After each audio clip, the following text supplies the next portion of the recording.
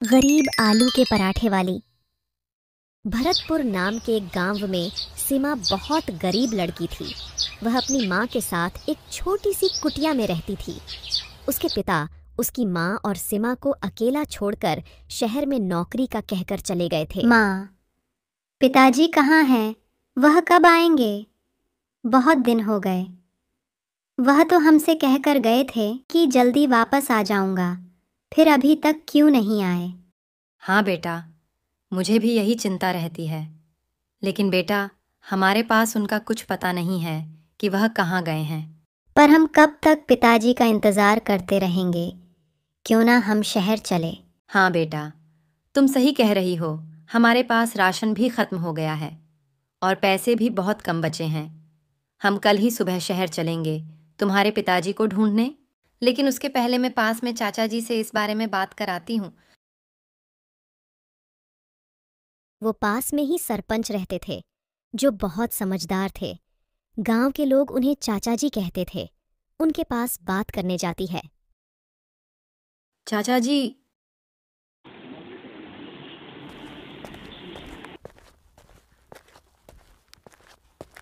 अरे बेटा, तुम यहाँ कैसे?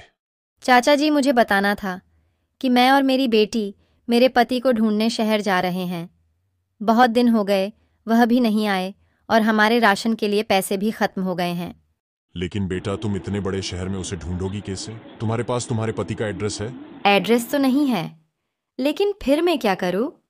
मेरी बेटी की पढ़ाई का खर्च भी नहीं है, न खाने के लिए पैसे बचे हैं। मेरी मानो तो अपनी छोटी सी बेटी को ऐसे ही शहर ले जाने की जगह तुम गांव में कुछ काम कर लो, जिससे तुम्हारे राशन के लिए और पढ़ाई के लिए पैसे मिल पाए। और तुम्हारा पति तो कभी ना कभी आ ही जाएगा। लेकिन चाचा जी, मैं क्या काम करूं और काम शुरू करने के लिए पैसे कहाँ से लाऊं? बेटा, इस गांव में खेती करने और पास में नदी होने से बाहर के गांव से बहुत लोग आते हैं। तो तुम कुछ खाने पीने के सामान का ठेला वहां क्यों नहीं लगा लेती? इससे तुम्हारी कमाई भी होने लगेगी। और पैसे की चिंता मत करो, अभी तुम मुझसे ले लो और बाद में जब तुम्हारा काम हो जाए तब लौटा देना। धन्यवाद चाचा जी, आप सही कह रहे हो।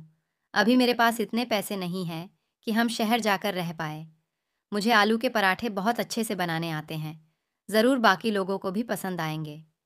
मैं उसका ही ठेला लगा लेती हूँ और आपके पैसे भी मैं जल्दी ही वापस कर दूंगी। सीमा की माँ घर जाकर उसे सारी बात बताती है और यही रहने के लिए समझाती है। ठीक है माँ, हम यहीं रहकर ठेला लगाएंगे। उसमें मैं भी आपकी मदद करूंगी। ठीक है बेटा, अब मैं बाजार से सामान ले आती हूँ।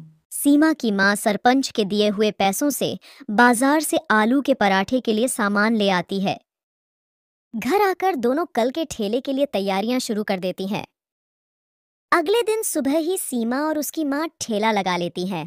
पहले ही दिन से ठेले पर ग्राहकी शुरू हो जाती है। बेटा, आज तो पहला दिन था, तो भी हमारी ग्राहकी अच्छी हुई है।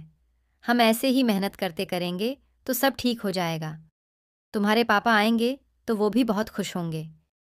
ऐसे ही रोज सीमा और उसकी माँ ठेला लगाने लगी और उनकी ग्राहकी भी बढ़ते गई। सरपंच जी की मदद से हमने हमारा ठेला लगाना शुरू करा था। अब हमारी इतनी कमाई हो गई है तो मैं उनके पैसे भी वापस दे आती हूँ।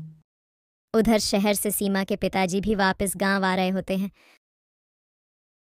पता नहीं मेरे शहर जाने के बाद सीमा और उसकी माँ कैसे रह रहे होंगे। मुझे इतने दिन हो गए शहर गए हुए, लेकिन अभी तक कोई अच्छी नौकरी नहीं मिली। अब तो मेरे पास भी पैसे नहीं हैं। मैं घर जाकर उन दोनों से क्या कहूंगा और खाने पीने का खर्च भी कहाँ से लाकर दूंगा। अरे राजेश, तुम यहाँ कैसे? तुम तो शहर गए थे ना नौकरी करने, वापस कब आए? अरे भाई, वहीं से आ रहा हूँ। गया तो नौकरी के लिए था, लेकिन मुझे वहां नौकरी नहीं मिली। पता नहीं यहाँ मेरी बेटी और उसकी माँ कैसे रह रही होंगी। अरे तुम उसकी चिंता मत करो, वह दोनों तो यहाँ बहुत अच्छे से रह रही है। सीमा की माँ ने आलू के पराठे का ठेला लगाना है चालू करा है। बहुत दिनों से वह वहीं ठेला लगा रही है और उनकी कमाई भी बहुत अच्छी होने लगी है। लेकिन हर दिन वो दोनों बस तुम्हारा इंतजार करती रहती हैं। तुम्हें देखकर वो बहुत खुश हो जाएंगी। क्या तुम सच कह रहे हो? तुमने तो ये बताकर मेरी चिंता दूर कर दी। मैं अभी जाकर उन दोनों से मिलता हूँ। सीमा बेटा। अरे पिताजी, माँ देखो, पिताजी वापस आ गए। इतने दिन से आप कहाँ थे? हमें आपकी बहुत चिंता हो रही थी। मन में ना जाने कैसे कैसे ख्याल आ रहे थे।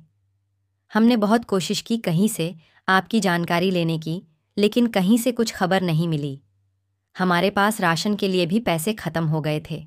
सीमा के स्कूल की फीस के लिए भी पैसे नहीं थे, तो उसको भी स्कूल से निकाल दिया था।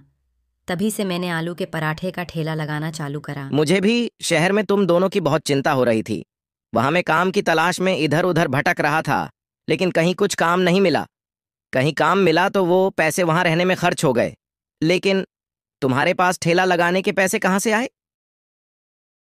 कहीं से तुम्हारी कोई खबर नहीं मिल रही थी और हमारे पास राशन भी नहीं बचा था। इसलिए मैं और सीमा तुम्हें ढूंढने शहर आ रहे थे।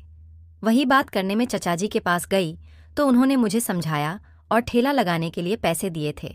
और आप चिंता मत करिए, यहाँ हमारे पराठे के ठेले पर अच्छी ग्राहकी होने लगी है। अच्छा हुआ आप भी आ गए। अब हम सब मिलकर ठेला लगाएंगे और एक साथ रहेंगे। अच्छा, फिर तो मुझे अभी ही चाचा जी के पास जाकर उनका धन्यवाद करना चाहिए। अगर वो तुम्हें सलाह नहीं देते और ठेला लगाने के लिए भी पैसे नहीं देते तो ना जाने क्या हो जाता। आप इतनी दूर से आए हैं, पहले कुछ खा लीजिए, फिर हम दोनों चाचा जी के पास चलते हैं। चाचा जी, आपका बहुत बहुत धन्यवाद। मेरे शहर जाने के बाद आपने मेरे परिवार की इतनी मदद की। अगर आप इन्हें शहर आने से नहीं रोकते तो पता नहीं मैं इन दोनों से कैसे मिलता। अरे बेटा, इसमें धन्यवाद की क्या बात है? यह तो मेरा फर्ज है। धन्यवाद तो तुम्हें तुम्हारी पत्नी का करना चाहिए। उसने तुम्हारी बेटी के लिए बिना सोचे इतनी मेहनत की और सफल भी हुई। अब तुम यहां आ गए हो तो अब तुम दोनों मिलकर काम करो। सीमा को स्कूल भेजने के बाद वह दोनों मिलकर ठेला लगाने लगे और अच्छी कमाई करने लगे।